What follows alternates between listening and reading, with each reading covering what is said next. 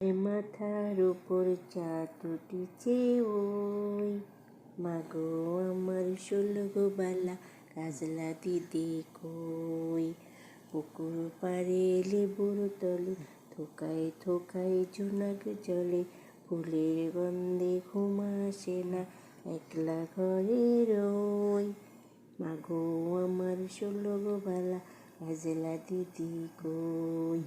খাবার খেতে আসি যখন দিদি বলে ডাকি তখন, ও ঘর থেকে কেন মা দিদি আসে না গো। বল যে মা দিদি কোথায় গেছে, আসবে আবার কবে। কাল যে আমার নতুন ঘরে পুতুল বিয়ে হবে। দিদির মতো ফাঁকি দিয়ে আমিও যদি লুকাই গিয়ে, তুমি তখন একলা ঘরে কেমন করে রবে। আমিও নাই দিদিও নাই, কেমন মজা হবে।